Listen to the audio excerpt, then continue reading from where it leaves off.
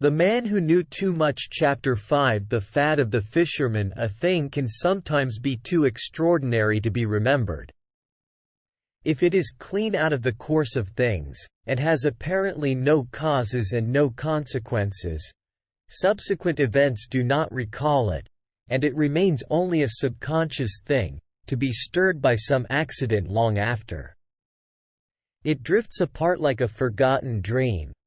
And it was in the hour of many dreams, at daybreak and very soon after the end of dark, that such a strange sight was given to a man sculling a boat down a river in the West Country. The man was awake. Indeed, he considered himself rather wide awake, being the political journalist, Harold March, on his way to interview various political celebrities in their country seats.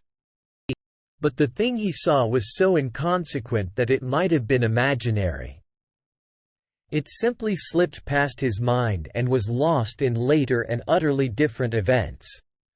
Nor did he even recover the memory till he had long afterward discovered the meaning.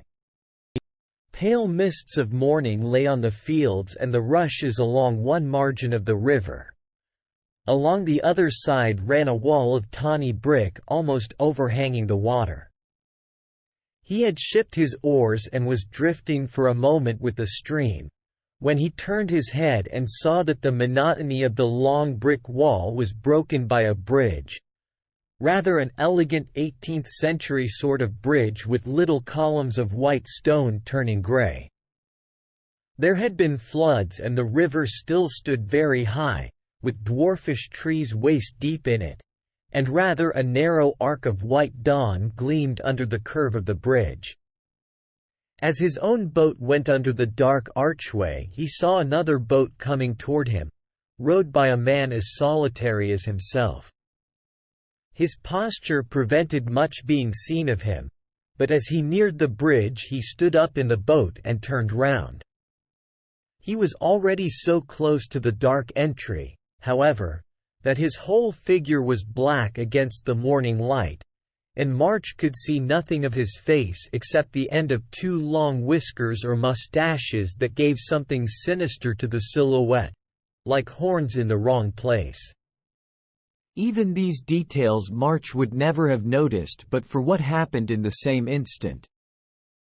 As the man came under the low bridge he made a leap at it and hung, with his legs dangling, letting the boat float away from under him.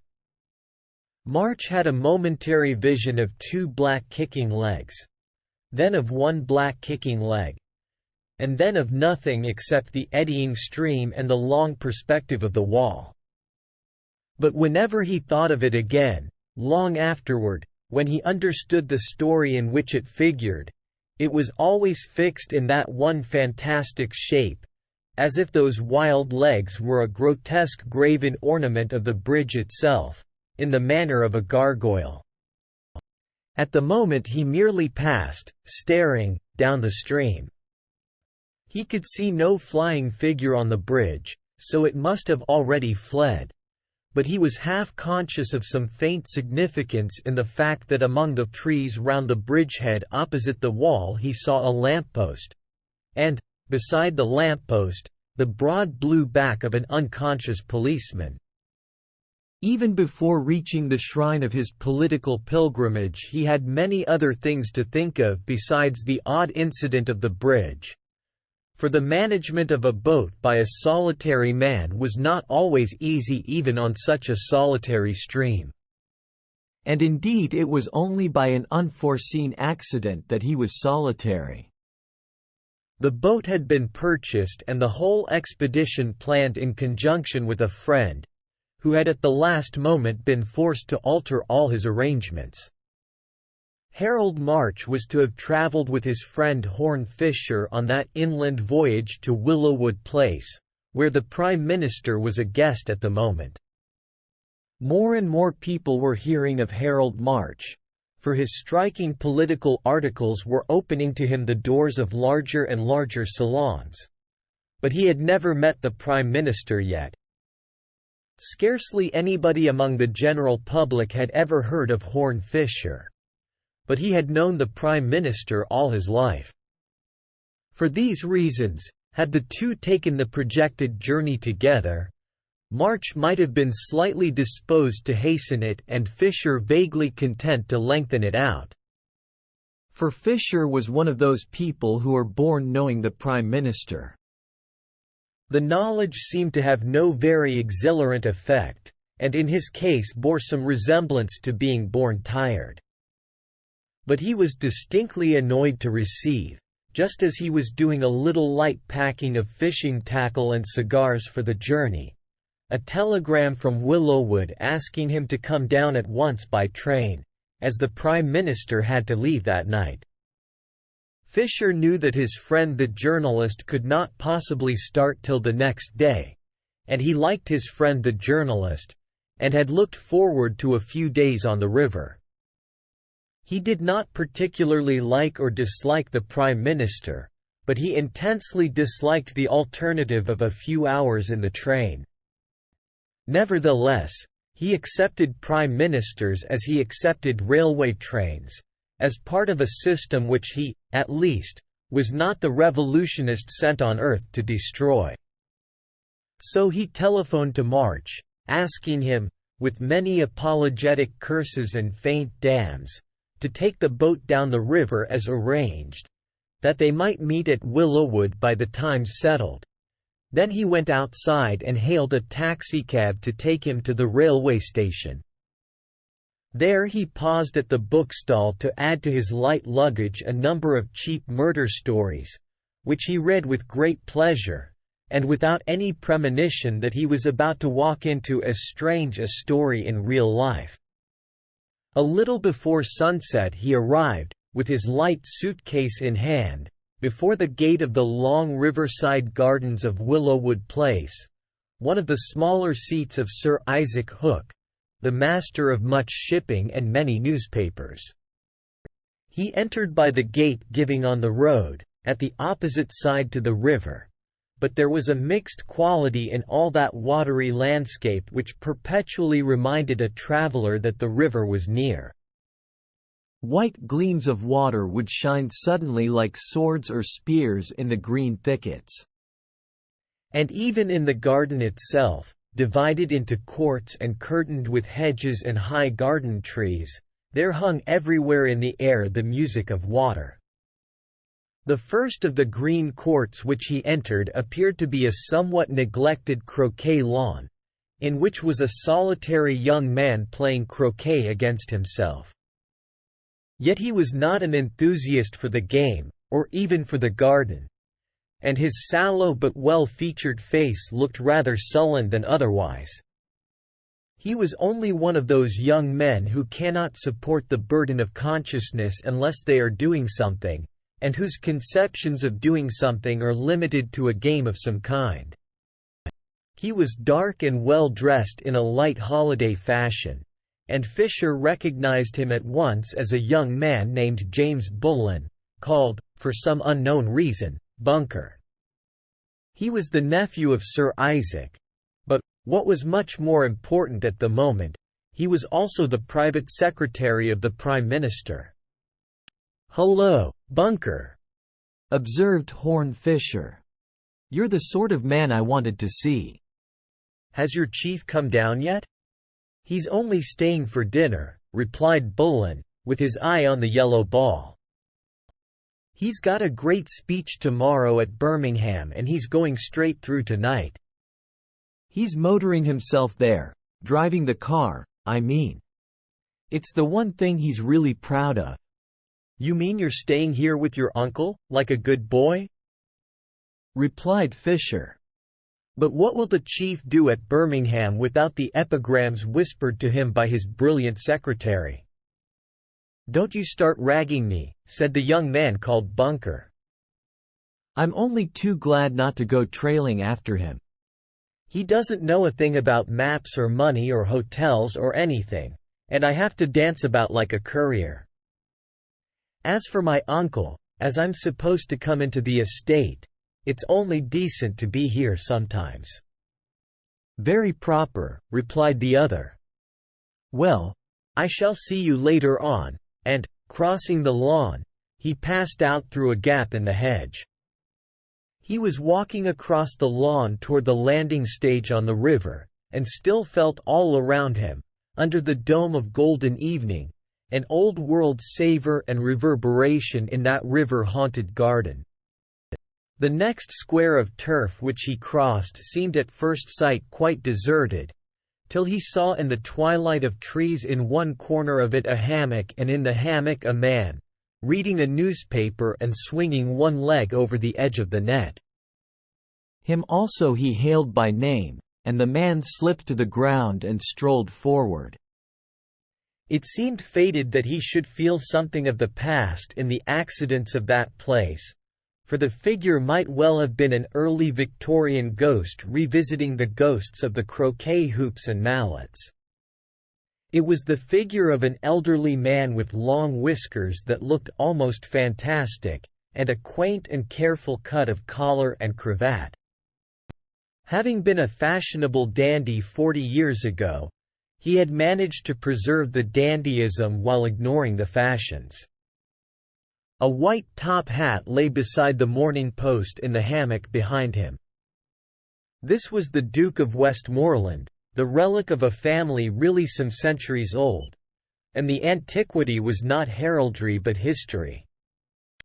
Nobody knew better than Fisher how rare such noblemen are in fact, and how numerous in fiction. But whether the Duke owed the general respect he enjoyed to the genuineness of his pedigree or to the fact that he owned a vast amount of very valuable property was a point about which Mr. Fisher's opinion might have been more interesting to discover. "You are looking so comfortable," said Fisher, "that I thought you must be one of the servants." "I'm looking for somebody to take this bag of mine.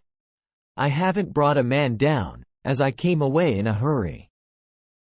"Nor have I, for that matter," replied the Duke, with some pride. "I never do. If there's one animal alive I loathe, it's a valet. I learned to dress myself at an early age and was supposed to do it decently. I may be in my second childhood, but I've not go so far as being dressed like a child." "The Prime Minister hasn't brought a valet. He's brought a secretary instead," observed Fisher.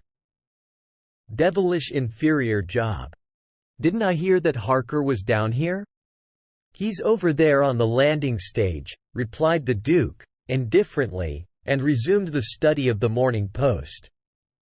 Fisher made his way beyond the last green wall of the garden on to a sort of towing path looking on the river and a wooden island opposite. There, indeed, he saw a lean, dark figure with a stoop almost like that of a vulture, a posture well known in the law courts as that of Sir John Harker, the Attorney General. His face was lined with headwork, for alone among the three idlers in the garden he was a man who had made his own way, and round his bald brow and hollow temples clung dull red hair, quite flat, like plates of copper. "I haven't seen my host yet," said Horne Fisher, in a slightly more serious tone than he had used to the others, "but I suppose I shall meet him at dinner." "You can see him now, but you can't meet him," answered Harker. He nodded his head toward one end of the island opposite, and, looking steadily in the same direction, the other guest could see the dome of a bald head and the top of a fishing rod, both equally motionless, rising out of the tall undergrowth against the background of the stream beyond.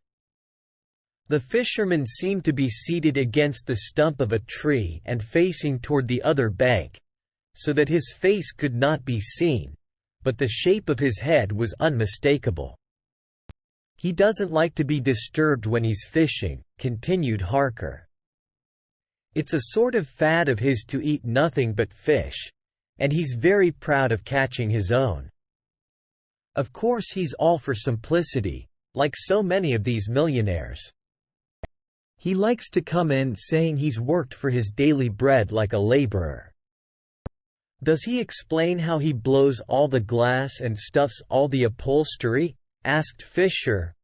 "And makes all the silver forks? and grows all the grapes and peaches, and designs all the patterns on the carpets?" "I've always heard he was a busy man." "I don't think he mentioned it," answered the lawyer. "What is the meaning of this social satire?"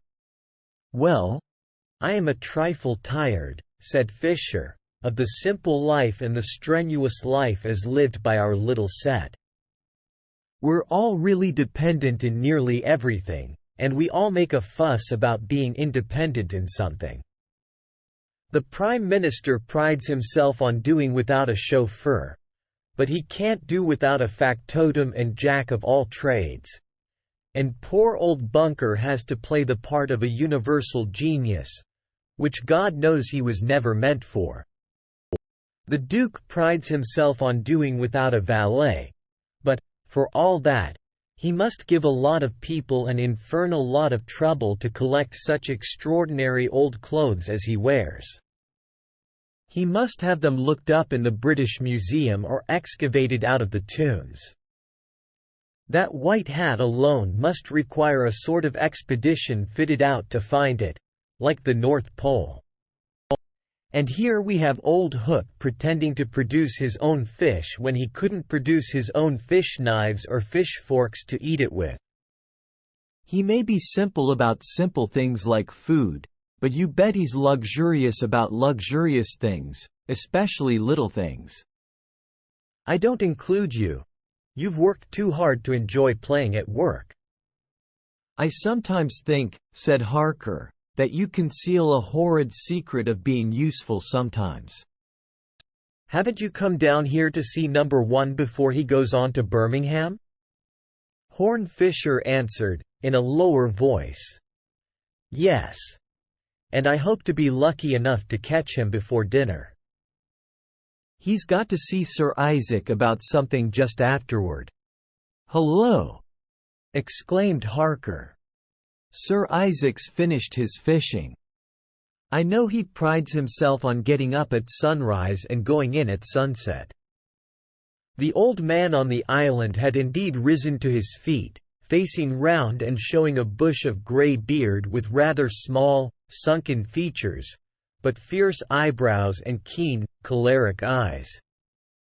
Carefully carrying his fishing tackle, he was already making his way back to the mainland across a bridge of flat stepping stones a little way down the shallow stream. Then he veered round, coming toward his guests and civilly saluting them. There were several fish in his basket and he was in a good temper.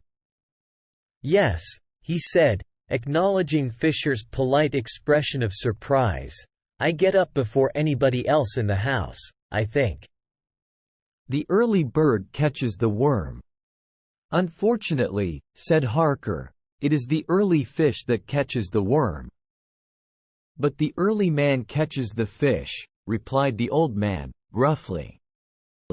"But from what I hear, Sir Isaac, you are the late man, too," interposed Fisher. "You must do with very little sleep."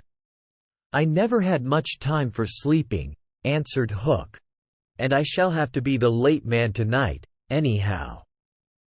The Prime Minister wants to have a talk, he tells me, and, all things considered, I think we'd better be dressing for dinner." Dinner passed off that evening without a word of politics and little enough but ceremonial trifles. The Prime Minister, Lord Merivale, who was a long, slim man with curly grey hair, was gravely complimentary to his host about his success as a fisherman and the skill and patience he displayed. The conversation flowed like the shallow stream through the stepping stones. "It wants patience to wait for them, no doubt," said Sir Isaac, "and skill to play them, but I'm generally pretty lucky at it." "Does a big fish ever break the line and get away?" inquired the politician, with respectful interest. "Not the sort of line I use," answered Hook, with satisfaction. "I rather specialize in tackle, as a matter of fact. If he were strong enough to do that, he'd be strong enough to pull me into the river." "A great loss to the community," said the Prime Minister, bowing. Fisher had listened to all these futilities with inward impatience, waiting for his own opportunity, and when the host rose he sprang to his feet with an alertness he rarely showed. He managed to catch Lord Merivale before Sir Isaac bore him off for the final interview. He had only a few words to say, but he wanted to get them said. He said, in a low voice as he opened the door for the Premier, "I have seen Montmirail. He says that unless we protest immediately on behalf of Denmark, Sweden will certainly seize the ports." Lord Merivale nodded. "I'm just going to hear what Hook has to say about it," he said. "I imagine," said Fisher, with a faint smile, "that there is very little doubt what he will say about it." Merivale did not answer, but lounged gracefully toward the library, whither his host had already preceded him.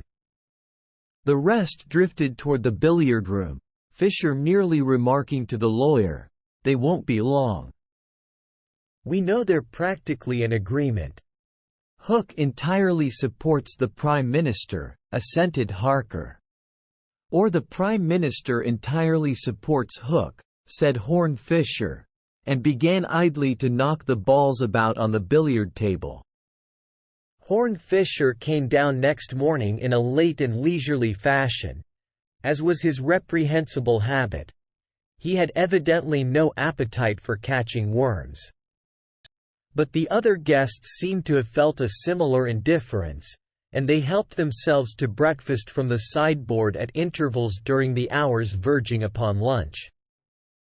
So that it was not many hours later when the first sensation of that strange day came upon them. It came in the form of a young man with light hair and a candid expression, who came sculling down the river and disembarked at the landing stage.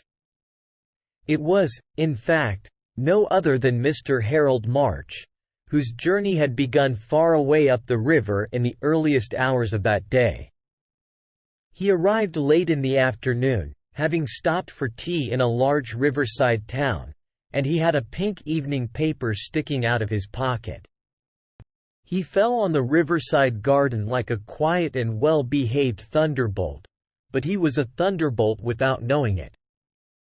The first exchange of salutations and introductions was commonplace enough, and consisted, indeed, of the inevitable repetition of excuses for the eccentric seclusion of the host.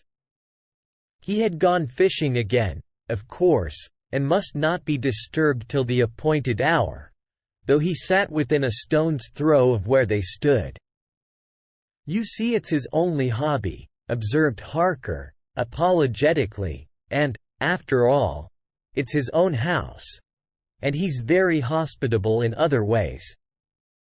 "I'm rather afraid," said Fisher, in a lower voice, "that it's becoming more of a mania than a hobby. I know how it is when a man of that age begins to collect things, if it's only collecting those rotten little river fish." "You remember Talbot's uncle with his toothpicks, and poor old Buzzy and the waste of cigar ashes. Hook has done a lot of big things in his time. The great deal in the Swedish timber trade and the peace conference at Chicago. But I doubt whether he cares now for any of those big things as he cares for those little fish." "Oh, come, come," protested the Attorney General. "You'll make Mr. March think he has come to call on a lunatic."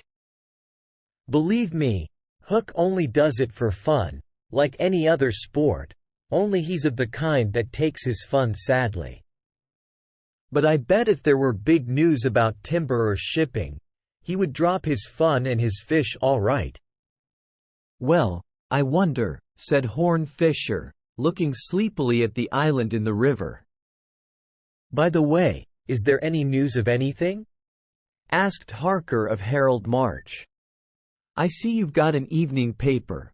One of those enterprising evening papers that come out in the morning." "The beginning of Lord Merivale's Birmingham speech," replied March, handing him the paper. "It's only a paragraph, but it seems to me rather good." Harker took the paper, flapped and refolded it, and looked at the "Stop Press" news. It was, as March had said, only a paragraph. But it was a paragraph that had a peculiar effect on Sir John Harker. His lowering brows lifted with a flicker and his eyes blinked, and for a moment his leathery jaw was loosened. He looked in some odd fashion like a very old man. Then, hardening his voice and handing the paper to Fisher without a tremor, he simply said, "Well, here's a chance for the bet. You've got your big news to disturb the old man's fishing." Horne Fisher was looking at the paper, and over his more languid and less expressive features a change also seemed to pass. Even that little paragraph had 2 or 3 large headlines, and his eye encountered "Sensational Warning to Sweden" and "We Shall Protest." "What the devil," he said, and his words softened first to a whisper and then a whistle.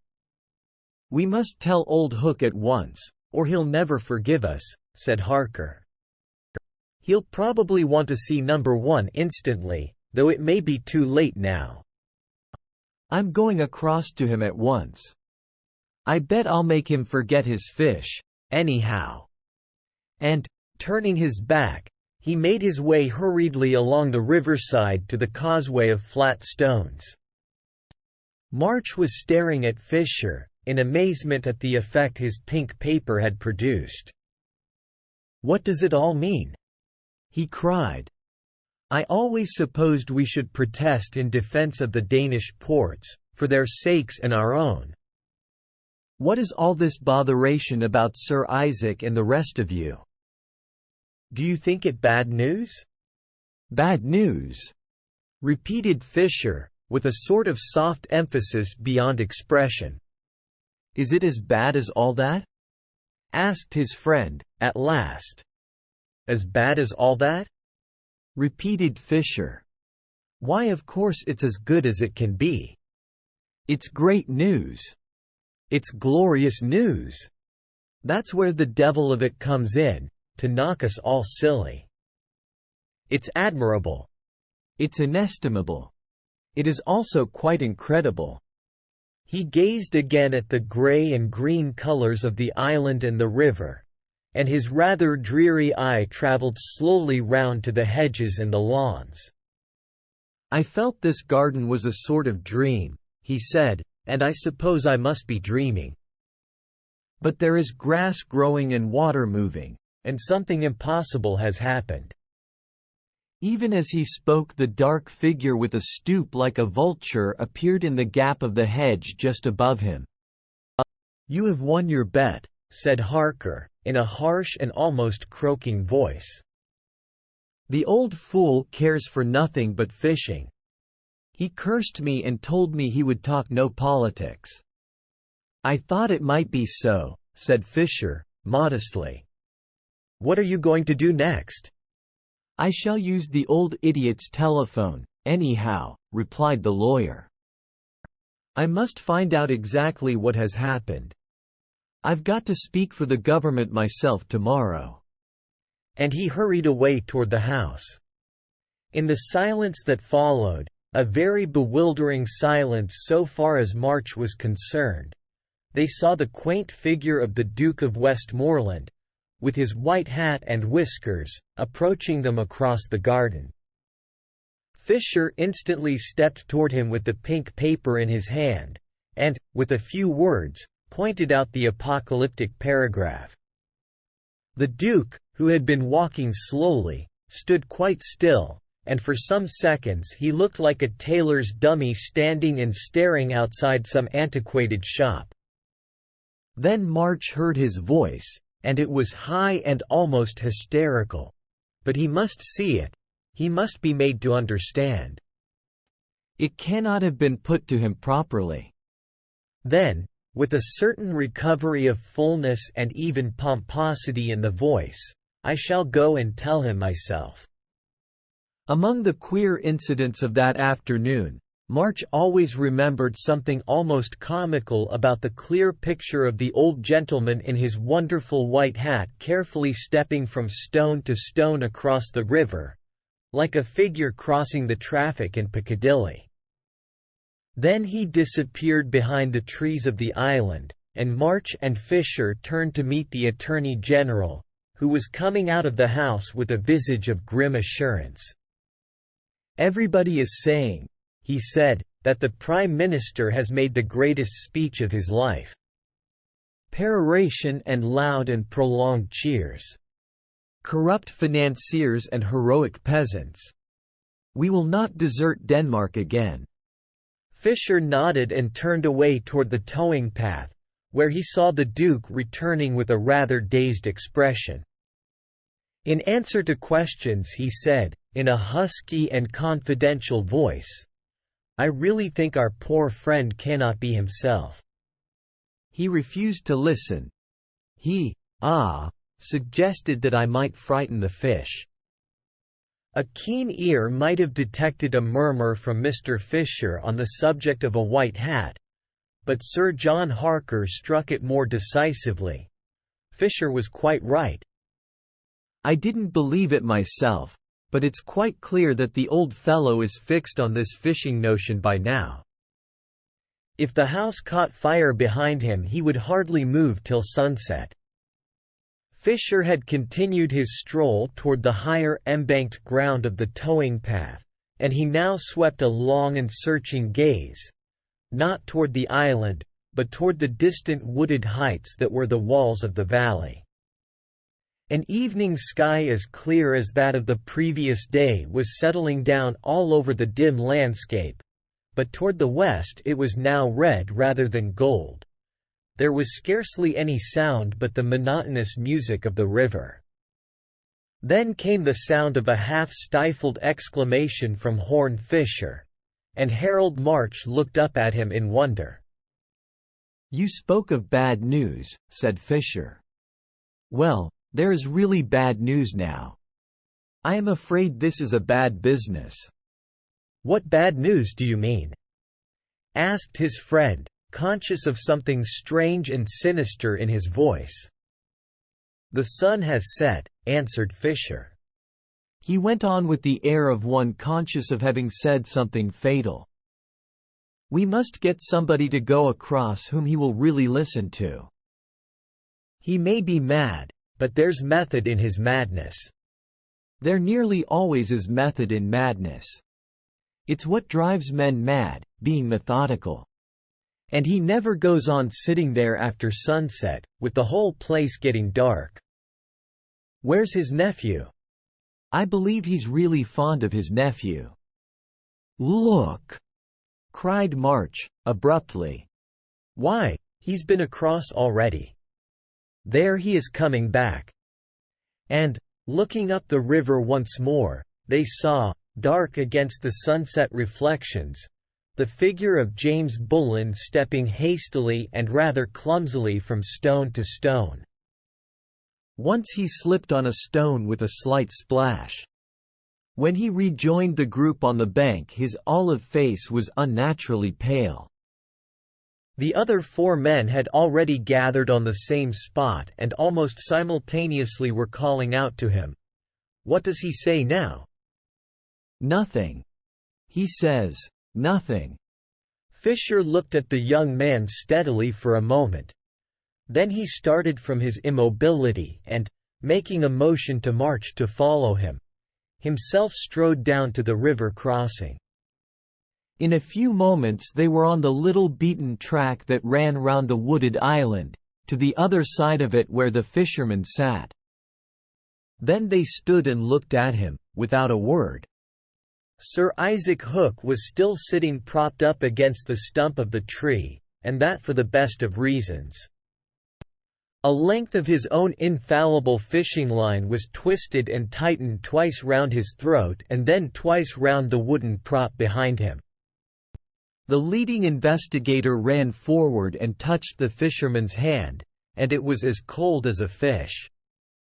"The sun has set," said Horne Fisher, in the same terrible tones, and he will never see it rise again."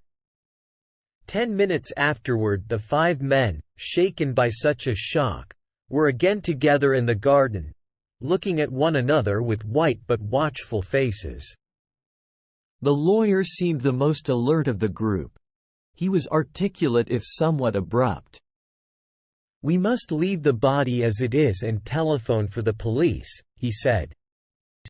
"I think my own authority will stretch to examining the servants and the poor fellow's papers, to see if there is anything that concerns them. Of course, none of you gentlemen must leave this place."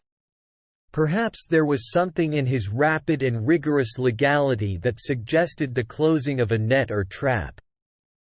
Anyhow, young Bullen suddenly broke down, or perhaps blew up, for his voice was like an explosion in the silent garden. "I never touched him," he cried. "I swear I had nothing to do with it." "Who said you had?" demanded Harker, with a hard eye. "Why do you cry out before you're hurt?" "Because you all look at me like that," cried the young man, angrily. "Do you think I don't know you're always talking about my damned debts and expectations?"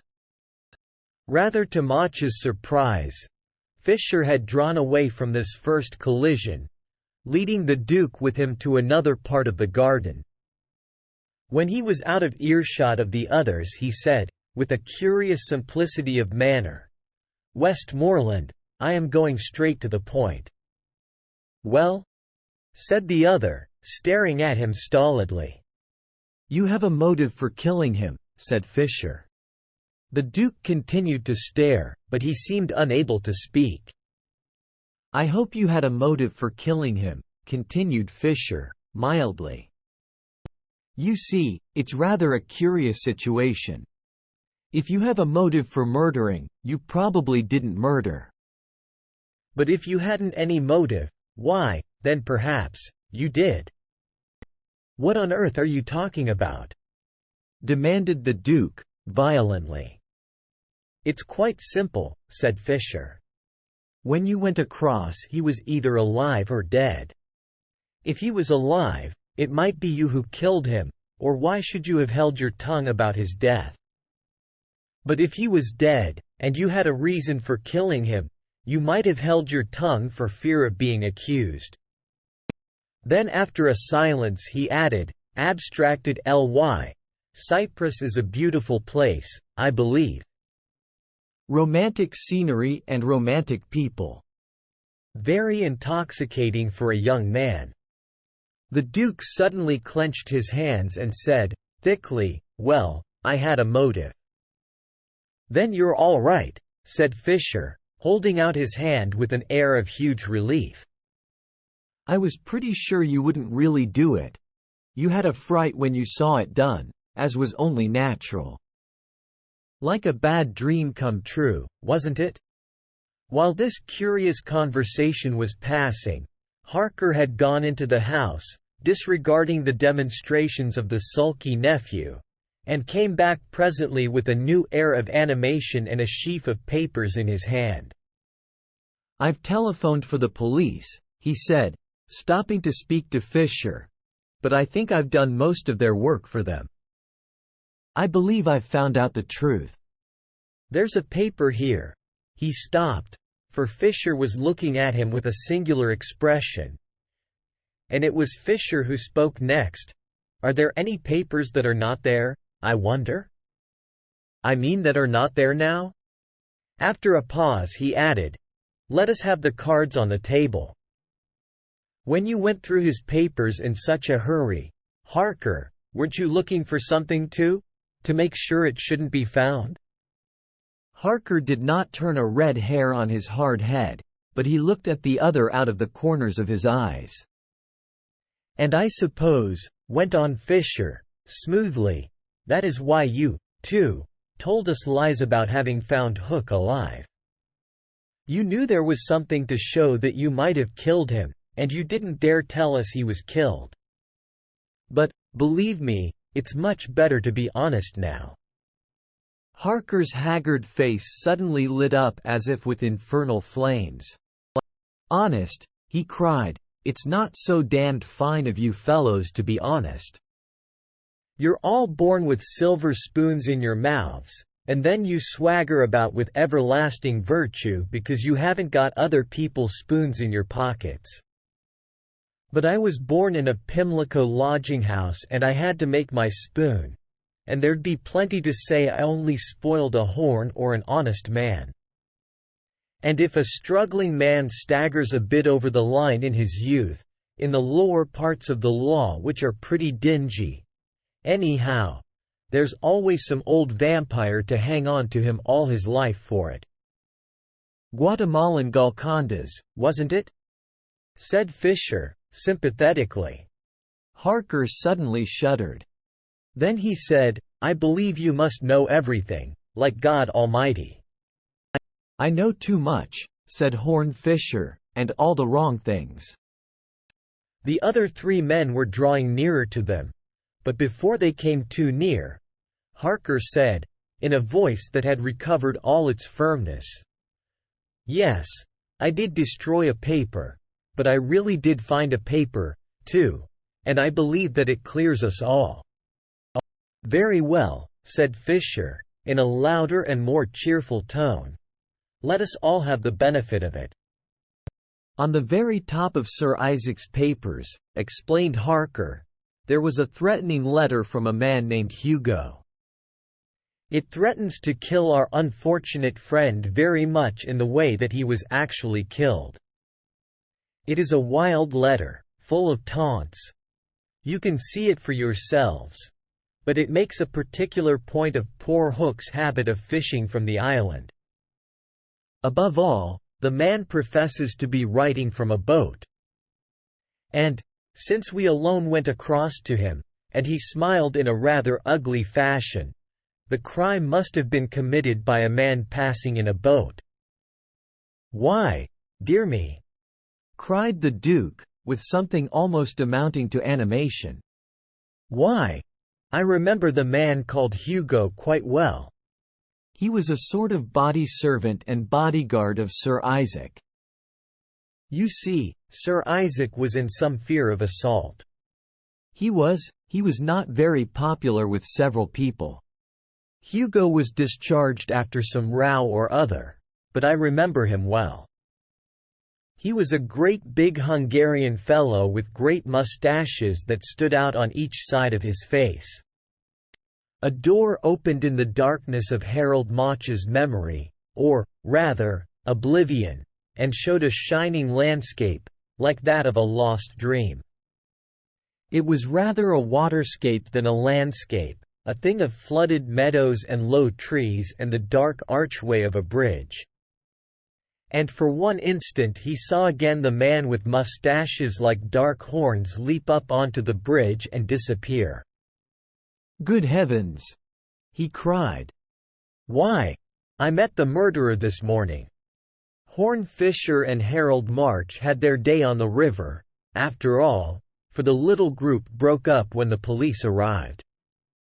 They declared that the coincidence of Mach's evidence had cleared the whole company, and clinched the case against the Flying Hugo.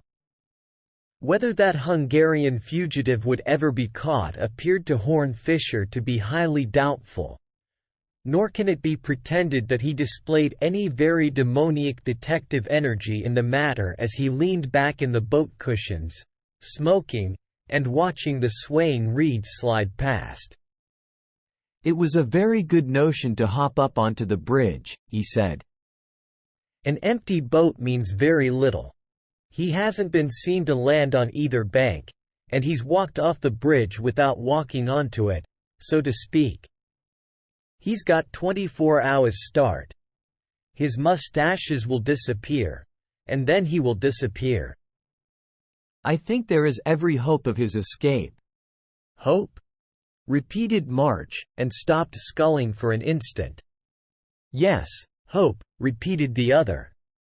"To begin with, I'm not going to be exactly consumed with Corsican revenge because somebody has killed Hook. Perhaps you may guess by this time what Hook was. A damned blood-sucking blackmailer was that simple, strenuous, self-made captain of industry.